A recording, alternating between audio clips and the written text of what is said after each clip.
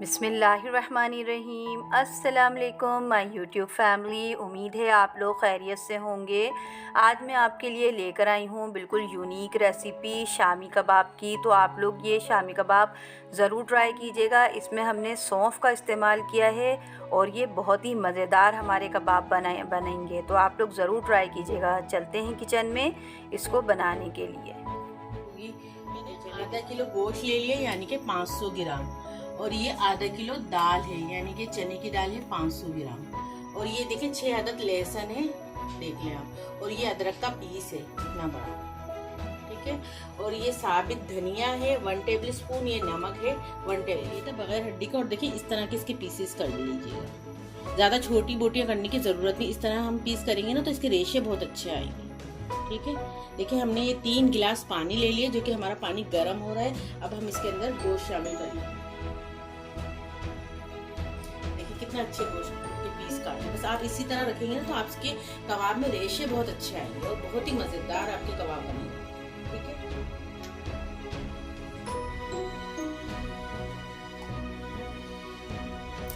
अब इसके साथ देखें जो मैंने अदरक का पीस लिया था उसके इस तरह बारीक बारीक मैंने टुकड़े कर लिए, और ये 6 अदद लहसुन है, और नमक है, और ये साबित धनिया है, ये भी शामिल कर लिया, ठीक है। और इसके अंदर हम 1 टेबल स्पून ऑयल डालेंगे।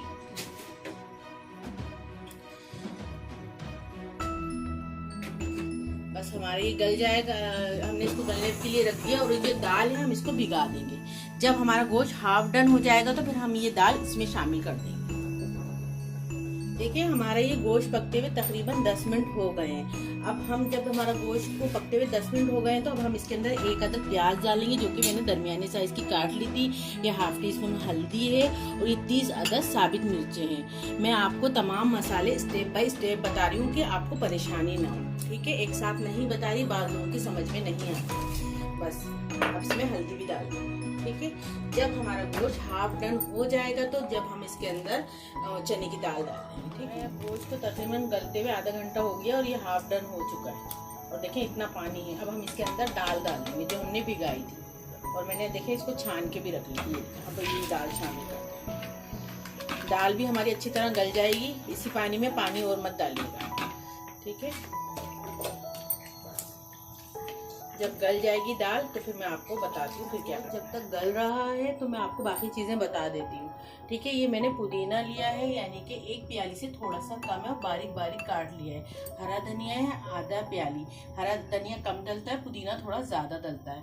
ये 1 अदद प्याज है, ये 1 टीस्पून वो है सौंफ है, ठीक है। और ये 20 अदद हरी मिर्चें हैं, ये 1 अदद अंडा है, ये 1 टेबल स्पून गरम मसाला है, और ये एक नींबू है। नींबू छोटा सा लिया है, अगर आपका बड़ा होगा तो आप आधा डालिएगा, अगर छोटा है तो हम ये पूरा डालेंगे।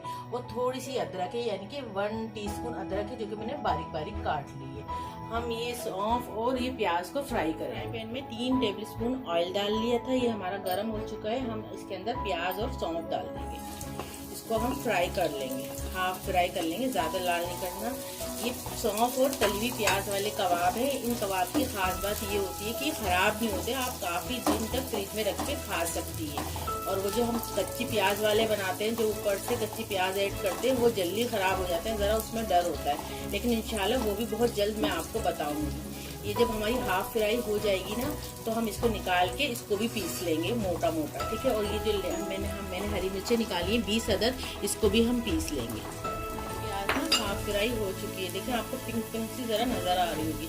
बस हम ना अब चूल्हे को ऑफ कर लेंगे। अब इसको निकाल के मोटा मोटा पीस लेंगे।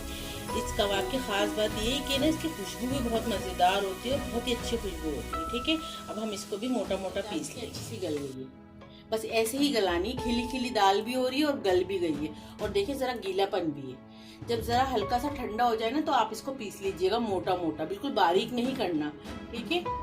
और गरम में ही, हल्के गरम में ही पीसिएगा, बिल्कुल ठंडा करके मत पीसिएगा। तो चले आए हम इसको मोटा पीस लिया। इतना मोटा पीसना चाहिए, देखिए इतना मोटा पीसिएगा तो आपके रेशे। देखिए हमारी थोड़ी थोड़ी चने की दाल भी कहीं कहीं नज़र आ रही है, इसको आप हाथ से कर लीजिएगा, ठीक है। हमारी तकरीबन चने की दाल 1 घंटे में बहुत अच्छी सी गल गई थी गोश्त के साथ, ठीक है। देखिए बस इतना मोटा मोटा पीस लूँ। अब हम एक एक करके तमाम चीज़ें इसमें शामिल कर लेंगे। ये हरी मिर्चें हैं जो 20 अदद मैंने ली थी, वो भी इसमें शामिल कर देंगे। ये मैंने देखो ये भी मोटी मोटी पीसी है। ये प्याज और वो है सौंफ जो मैंने पीसा था।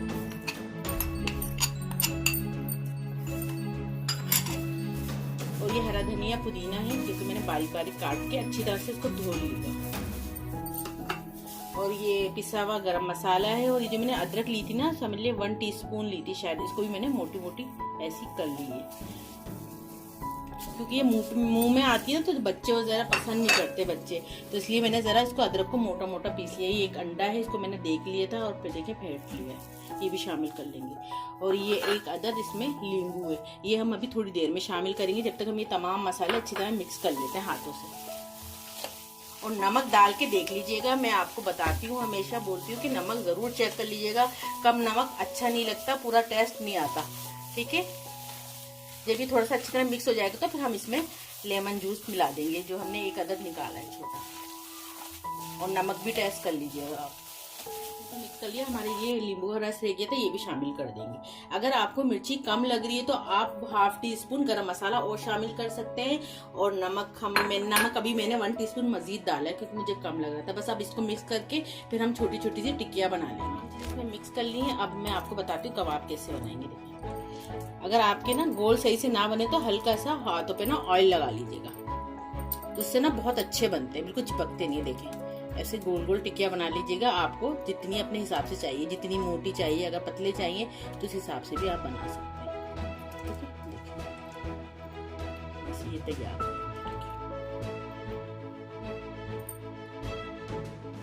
तलते वक्त भी इसका शेप ठीक कर दीजिए। हमारे फ्राई पैन में तेल गरम हो गया है और ये देखिए हमारे कितने अच्छे से कबाब बने हैं। ठीक है, अब हमारा ऑयल गरम हो गया और एक एक करके इसमें कबाब डालें।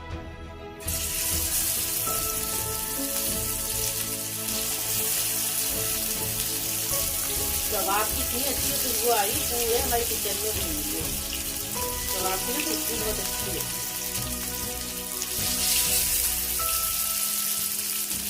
आप इसको चटनी के साथ खाएं, जो मैंने कबाब के साथ चटनी बनाई है, जो मैंने पकौड़ों के साथ चटनी बनाई थी ना, उस चटनी के साथ खाएं। आप इसको केचप के साथ खाएं, सबके साथ बहुत ही मजे के लगते हैं। एक तरफ से हो गया, अब इसको आराम से पलट लें। ये देखिए हमारे कबाब एक तरफ से लाल हो गए थे तो हमने इसको पलटा लिया है। बहुत ही मज़ेदार इसका टेस्ट है, डिफरेंट टेस्ट है बिल्कुल, तो आप लोग इसको ज़रूर ट्राई कीजिएगा। अब मैं आपको ये डिश आउट करके दिखाती हूँ। तो ये रेसिपी आप लोग ज़रूर ट्राई करें। अगर आपको मेरी रेसिपी अच्छी लगे तो मेरे चैनल को सब्सक्राइब कीजिए, लाइक कीजिए, दोस्तों में शेयर कीजिए। अपना बहुत सा ख्याल रखिए और मुझे दुआओं में याद रखिए। अल्लाह हाफिज़।